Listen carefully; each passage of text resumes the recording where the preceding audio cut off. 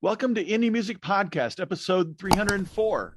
Interview with Ariel Hyatt of Cyber PR Music, an artist development, social media, and content strategy firm. Indie Music Podcast now has a Patreon at patreon.com/indie_musiccast, and we invite you to become a member for exclusive benefits. For next to nothing per month, you can get members-only podcast video, early access to upcoming episodes, merch, and more. This morning, Matt and Doug meet with Ariel Hyatt and talk about her ebook, Social Media Tune-Up. We discuss how to assess, upgrade, and enhance your digital presence as an independent music artist. Enjoy the show.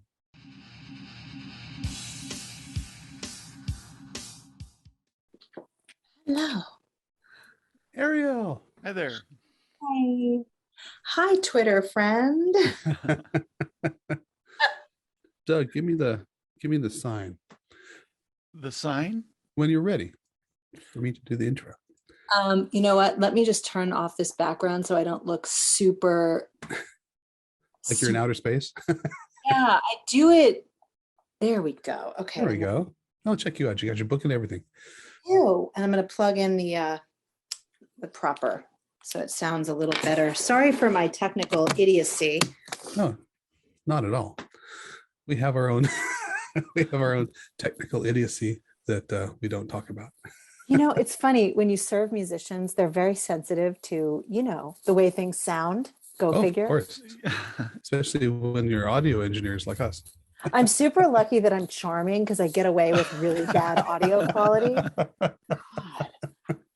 You are charming. Well, let me give you a proper introduction. Hi, everyone. Welcome to the podcast. Today, we have a very special guest, Ariel Hyatt, who is an author, a digital marketer, and the owner of Cyber PR out of New York. Hi, Ariel. So good to finally talk to you face to face. Welcome, Ariel. Hi. We have been connected on and off since the MySpace days. I don't know if you realize this that. Is true. No, I feel like I'm meeting like a celebrity because you've really only existed in tiny boxes for me. Tiny boxes, yeah, same. Although I've seen your webinars and you probably have not seen anything of mine. So how's it going? Are you hunkered down for the big snowstorm that's supposedly coming? I am hunkered down. And it is already happening. Oh, really? It's happening. Yeah, it's been falling since last night. We have milk and eggs and bread. Good. And I think we're going to make it through. Good. Yeah. Well, tell us a little bit about yourself and about your new book, The Ultimate Guide to Music Publicity. I also, you're located on the East Coast? I am indeed. All right. And Matt was born in a barn. My name's Doug. Sorry. And we haven't met, and so I wanted to introduce myself to you. I'm a audio mastering engineer, and I did have a chance to read through your ebook. I love it, and it did give me the impetus to write down some questions. So I'm looking forward to hearing about you, and maybe have an opportunity to ask some questions about your ebook today. Fantastic. But anyway, very nice to meet you, Ariel. I'm delighted to be here. I'm delighted. I'm so sorry, Doug. Doug, where are you sitting right now? I'm in my studio in Central Illinois. Okay. Yeah. Okay. And it's cold here, but I don't think we're going to get hit near as hard as what you guys are. So it's from what I said, from what I saw in the news, the temperatures are well below zero, depending on where you're at. I think I don't know where you're at actually, but like in the Boston and Vermont area, and it's getting hit pretty hard. So yeah. I fled New York City during the pandemic because I had just had a baby. So we bought what city folk call a country house, and we're up in the western hills of Massachusetts. So, really? Yep, we're in the Berkshires, which is an enormous destination for summertime activities like Tanglewood and Jacob's Pillow and lots of cultural awesome stuff here. And only the brave live here in the winter, I have learned. Yes. Oh, funny. Well, I'm just north of San Francisco, and we don't really have harsh winters here at all, although it is like 35 right now. That's pretty cold for us. He's wearing gloves still? Nope, Yes. they're off. No, Oh, they're okay. off. Gloves Taking are the gloves off. off. Gloves are off. Gloves Now are what off. are we going to do? So back to the original scheduled Yeah. questioning before the weather rundown. Yeah. For anyone Full listening to contact this, social now. right? For anyone listening to this in the summer, they're going to be like, "What?" I am Ariel Hyatt. I do run cyber PR. I have been running an agency that serves independent musicians for 25 years, which is amazing to think. I started as a traditional publicist and in very early days realized that for the demographic of artists I was serving, which is independent, self-funded, most of them not having management and or a label or any kind of support, that the whole traditional PR model wasn't going to work out really well for them. And I started in 2007 exploring digital marketing. I was the crazy woman in the room saying, I think y'all should get on Twitter and try email for a few years. And then, of course, everything caught up. My agency has iterated many times in 25 years, as we've all had to iterate and learn new everything over and over and over. And I think that goes for everyone in every sector of our business. And currently, where we sit in the marketplace of service is I love planning. I love helping artists plan, because I think right now with 70,000 tracks a day going up on Spotify, which is like mind numbing, without a plan, and with just staying in that reactivity mode of, I have to be on Instagram, I have to be on this, I have to write this, I have to, we never get out ahead. And I'm also deeply, deeply disturbed and discouraged at Spotify and how little it pays artists. I'm disturbed about their embracing of potentially not great factual scientific evidence. Right. So I'm interested in what's happening there and watching, which artists are making choices these days. And also, it's not only Spotify, right? It's every platform that is owned by a major billionaire or is publicly traded has somehow figured out how to screw the independent artist. And it's a very it's an exciting time to be an artist and a creator. I really believe that, but I also really sympathize and empathize with how hard it is to cut through the noise these days. So we are planners, and we still do a fair bit of digital publicity, but writing marketing plans is really what our superpower is these days. Yeah, so let me ask you. So about Spotify. Apparently, I just read that they lost like $2 billion in market value of all the people quitting Spotify in the last 24, 48 hours. But in terms of what you see musicians doing right now, it seems like everybody has been pivoting a lot in the last couple of years because of the pandemic and looking at alternate income streams and really kind of getting creative with stuff. What are you seeing there that's new and exciting for independent musicians? I am not a huge believer that the mainstream independent musician who doesn't have like a huge following already should jump onto the new shiny object of the week. So as much as like I'd love to advise on minting NFTs for everyone, I say, you know what, it always, and I've seen this for 25 years. I started at an independent record label called What Are Records based in Boulder, Colorado. And the owner of that record label was a genius because he understood what we call direct to fan now. Back then it was just called having a mailing list and touring the same markets often. Right. Now it's called something else. But what I see over and over and over is the artists who win are the ones who understand, own as much of your communication as you can, and communicate with, this is so trite and like we've heard this so many times, authenticity, right? But it's real.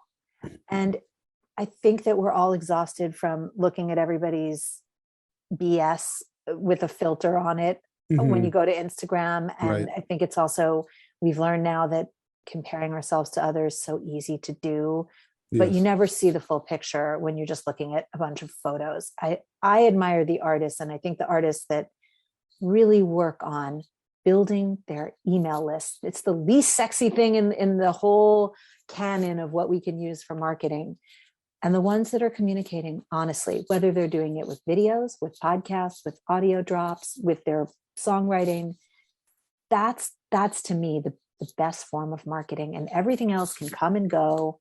And then, of course, there's still a frenzy of how do I get on Spotify playlists and how do I get a million plays on my videos and all of that. But that's never what I see as a path to a sustainable career.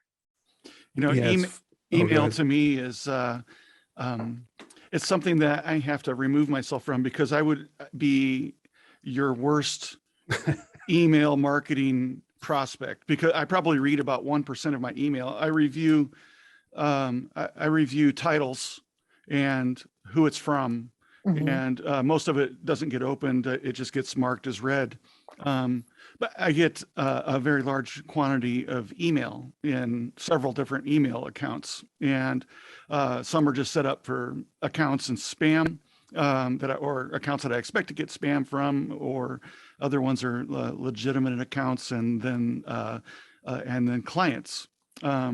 So those ones that are kind of fit outside of my mainstream, I don't really pay much attention to them. That's where all the marketing email comes from. And with the Google tools, they're getting flagged as marketing or social ahead of time and put it in their own folders, which I generally don't look at very much.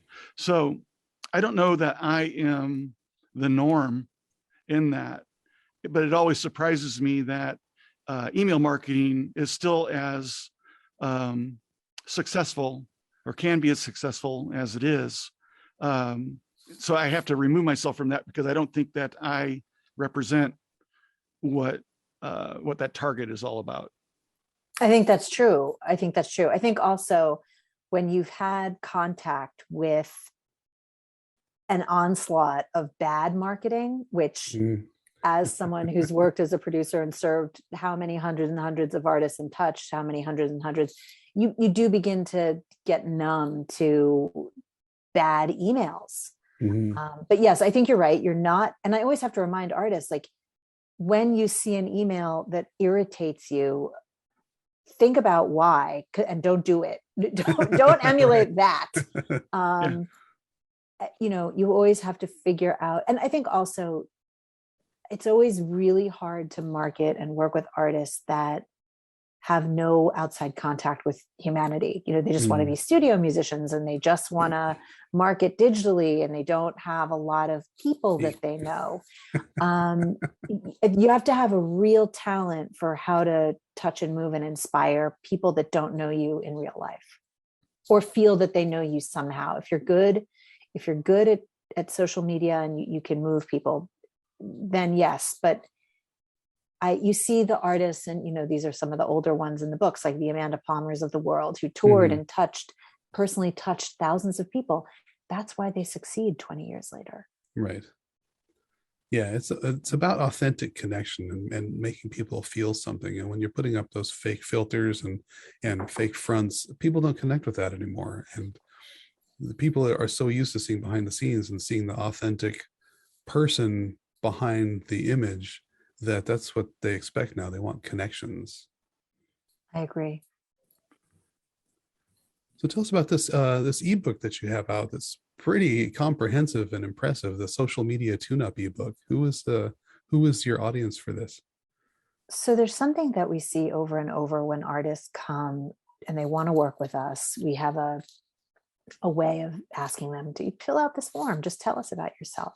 And we notice almost every time, artists do not focus on what marketers call the customer journey. Let's be warm about it, and we'll call it the fan journey. So I'm a fan. I'm interested in your music. I click on whatever social media drug of choice I like to consume. And I very, very often find giant missing elements. So on YouTube, for example, the artist has forgotten to put any links in the top right-hand corner, and they've forgotten to put a bio that makes any sense. And they've forgotten to curate their videos or even tag them with good meta tags. Jump on over to Instagram. The artist doesn't know that they can use a short link or a link tree, so that instead of having just one link, they could have 5 or 10. Their bio doesn't really explain anything. They haven't thought through a hashtag strategy, et cetera, et cetera. So what Social Media Tune-Up does is it helps artists look at every single platform, including Spotify and your email, and it asks the basic questions. Have you pinned something to the top in the past 2 months, or is it a year old? Things that you don't often think about. And it's full of checklists so that you can look at each platform, learn a bit about it, and then walk through the checklist and check off and fix all the things that might be stopping your fans on their journey. Yeah, that's amazing. And there's such a need for that too, because I mean, I have a whole community of musicians that I talk to daily and weekly on Twitter, which is my social media drug of choice. And this common complaint is, they all just want to be creators and they don't want to be marketers, and they really resist, even though they're a one-person independent business, but they don't think of themselves that way, and they don't want to market and they resist it. And having the checklists would really make that easier, because it is a whole kind of separate skill that you'd just love to hand to somebody if you had somebody to hand it to, you know what I mean? Yes.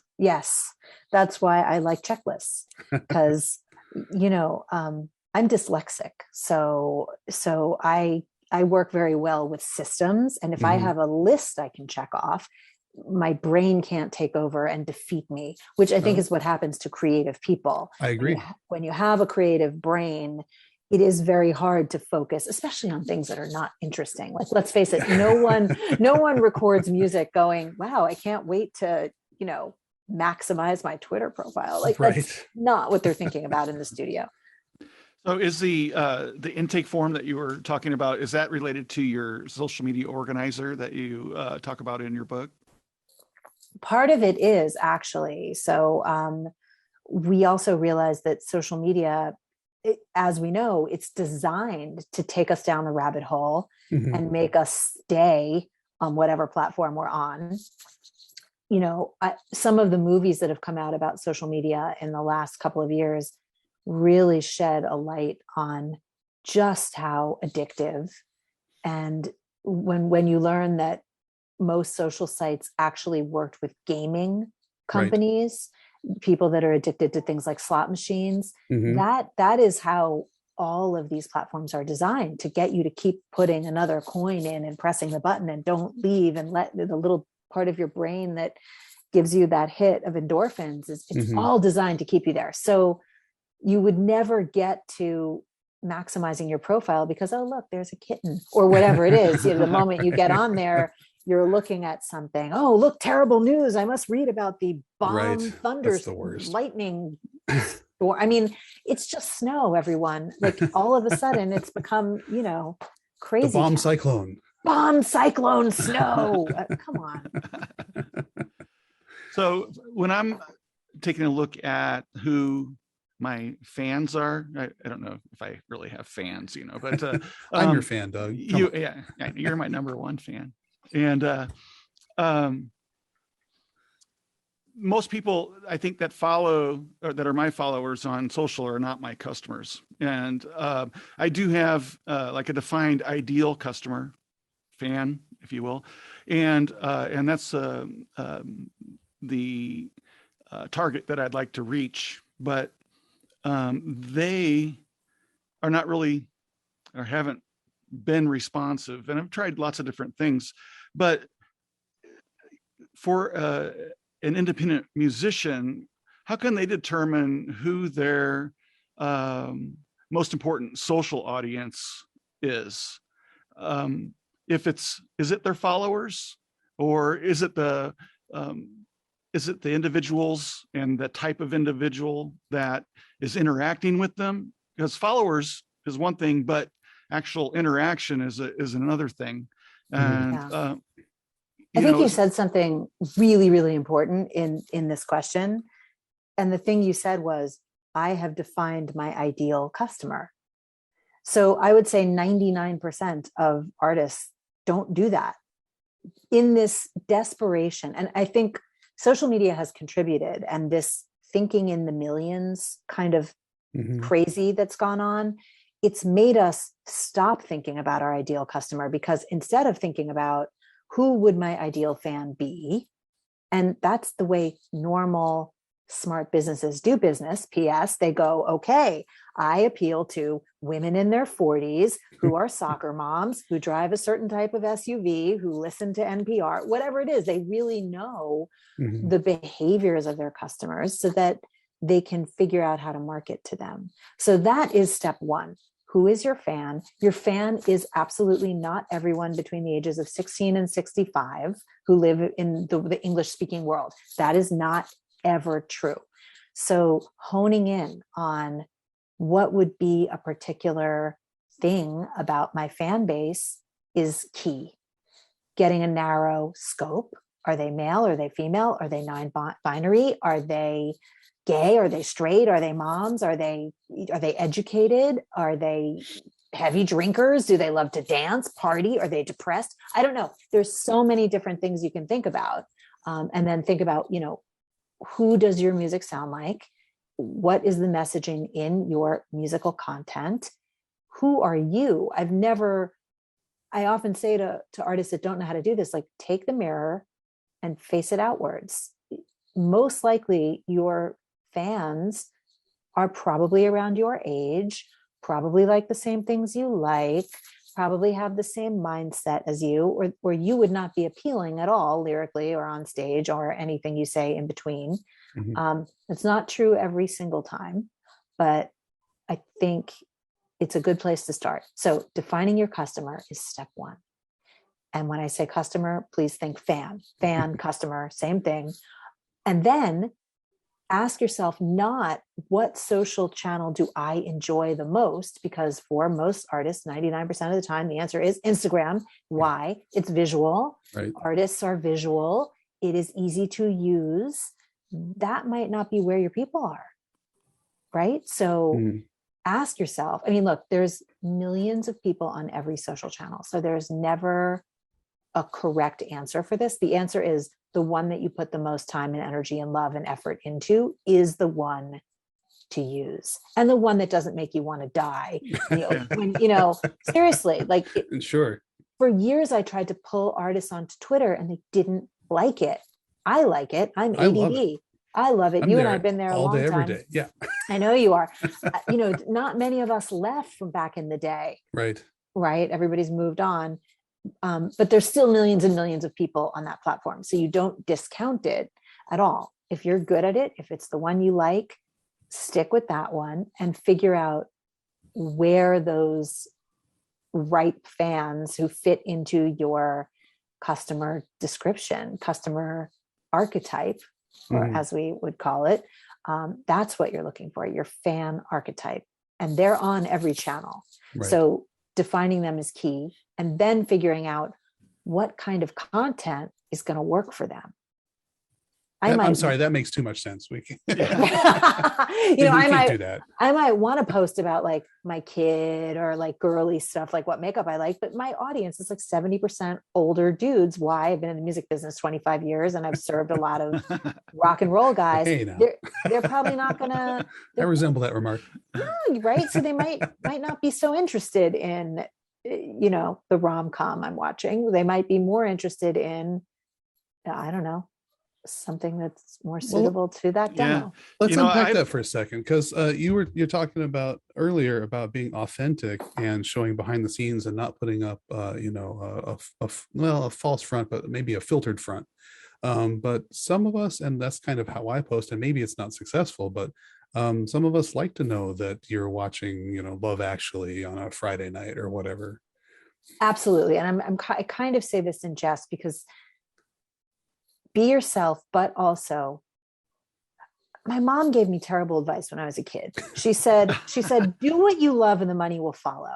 I've heard that a million times. Right? I don't know if that's true, but I've pretty much proven that it's not true.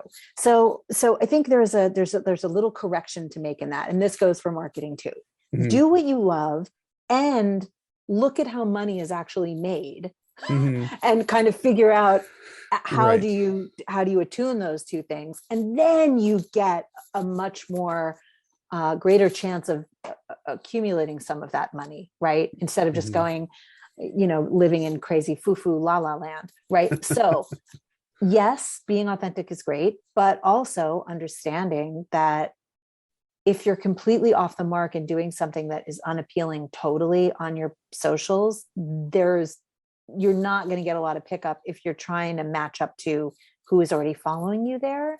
And the good news is these social channels do give us analytics. So you can begin to get a sense of who's out there and who am I talking to. I've had comments of, are you running a coffee shop or a mastering studio? I like to make coffee and espresso, and I'm into coffee gear, and so that makes up some of my content. But that's where some personal things like you're talking about come into your business content. But I have always felt that it's important to let people know a little bit about who I am, because that's who they're hiring. That's who they're going to develop a relationship with. It's not my company, it's me, and so here's a little bit about me. I think I used to go overboard in that, and I've pulled back a lot on that. But I think that it's my channel. I can do what I want, No, of course. And you should. Yeah. And I have a sense that you're not starving for new clients and that you're well established and you're busy. It's really, it's a privilege, and very few artists are in that position where there's this like crazy word of mouth. And, another stat that's kind of bumming me out recently about what we're learning about listener habits in the pandemic is people are listening to catalog like 89% of the time and not listening to new releases. Oh. And that's depressing, right? So it's like it's even harder now to get attention. But I don't disagree with you. Yes, if you're into coffee, if you're into working out or sports or your dog or cooking, I think all of that should in fact be on your channel. But I cannot tell you how many times we go to do a social media audit and we're like, oh my God, we can't even tell you're a musician at all. Like you posted one time the day your thing came out, and then there's a lot of photos of your dog, which is great. And there's a lot of people that like your breed of dog and you're talking about your dog, and that's fun. But like 2 months ago when that track came out was the last time we noticed any kind of music content. So really just thinking about how do I incorporate a little bit more? When I hired a marketing company to help market what we do, we learned a lot about inbound marketing and matching up what it is you do with what it is you write about. And that makes a lot of sense. So if you write melancholy songs about, I don't know, maybe you're a social justice warrior with a depressed angle, if you have like only really happy, shiny, fun posts and they're all about, your healthy eating habits and working out, you're probably not going to attract the people that would be in tune with your lyrical content. Just saying. In which case you probably, if you feel the need to post that, you should probably start a second feed, one for your personal and make it private, right? Or whatever. And then have one for your public, your music persona. Or just think, just how do I do more music? And I think a lot of times artists are really resistant to that because they don't want to look salesy and they don't want to look like, there's a lot of resistance to salesy, because we hate being sold to, and it's so overwhelming that we all feel a little bit icky about, I don't want to push this on people. So they release something, they say it once, and then they don't want to talk about it again because, I don't want to be pushy. I don't want to bug people with my music that I worked 2 years on. Right. And if you think about consumer behavior, that's not how consumers consume. Think about commercial radio. They play the same 4 songs 3,000 million times a week because that's how many times people have to hear something to get used to it. Right. So yeah, music's a funny thing where when somebody mentioned this, that really hit me, which was music's one of the few things that you consume before you purchase it. True. Like you buy coffee and then you make it and then you drink it. You buy you go to a movie and you consume it after you've purchased the ticket. But with music, you hear it over and over, and then you go, you know what, this grew on me, I like it, now I'm going to buy it. That's for sure. That unless you are committed to and bonded to your favorite artist, and then you will buy anything they do before it comes. So yeah, and that fits into something I was going to talk about in a second. You mentioned the 3 types of fans, and I love your term ambient fans, which is kind of like followers, the people in your orbit, but they're not engaged. Then there's the engaged ones who may or may not be actual fans, and then there's the true fans. Now I have people, obviously, who follow me on social that never engage, and they're in my orbit or whatever. And then I have people that I engage with, and I know that works both ways, and I like them as people, and I talk to them all the time, but I may not necessarily be fans of their work, but I respect them and enjoy, promoting them because I think that they're talented, but it's not necessarily something I would listen to on a daily basis. So that's a whole separate kind of thing. So it is interesting to kind of mark the different levels of people in your social orbit. Indeed. I think that it's interesting that you say that, like, you're not a major fan, you don't want to listen to someone's track on repeat, but you're more than happy because you love that person, respect that person, like that person, interact with that person, to promote them. Right. This is like when you're dating and you can ask all your best friends in the world, can you hook me up with someone? And they can't do it. And then you ask a complete, like not totally random, but pretty much random stranger, and they're the one that hooks you up with your husband. That's it's interesting, isn't it? How people have different reasons for being in and around your orbit. And yes, maybe they love your coffee and they're not musicians, but they have a friend who's a musician who goes, I've really been looking for a mixing mastering person. I can't find one. Oh, I follow this guy because I really love his espresso maker, but I think he's a mastering guy. And voila, new client. Totally. That is the beauty of social. You had a keyword for me. You mentioned catalog, that the consumers are going to catalog in this time. And that made me think of how important developing a catalog is for artists, and to actually have a back catalog of music available. Because if you are reaching and touching some new contacts, and it's going to lead me into one other question on your ebook, that to give them an opportunity to go and peruse your catalog. Because if you only have a couple new releases out there available to look at and listen to, how does that compare to actually having 5 or 6 albums of content on Bandcamp or wherever you decide to put it, whether it be free or streaming, or however you release your music? That seems like an important aspect to having something for your fans to shop. Indeed, which I think it's why it's harder to market brand new artists that have 2 tracks. Because where do you go? All right, I listened to the 2 tracks. Now I'm done and I'm moving on. Right. So this is another reason why, when new artists come out, we say, look, you got to get a track out every 4 to 6 weeks, because people bore easily and they're going to go right back to their Taylor Swift catalog or whatever it is they're listening to. Right. And then there is something really beautiful about having a catalog. A catalog represents a plethora of marketing opportunities. That track that was your hot track 4 years ago, for your brand new fan that's just finding you because of your espresso maker or your dog or whatever it is, they don't know about your hot track from 4 years ago. They don't know that you played South by Southwest and you had a killer showcase in 1999. They don't know that you, fill in the blank, had a moment where you were on the radio charts because something great happened. They don't know you opened for Bon Jovi. I don't know. All of those things are possibilities for marketing.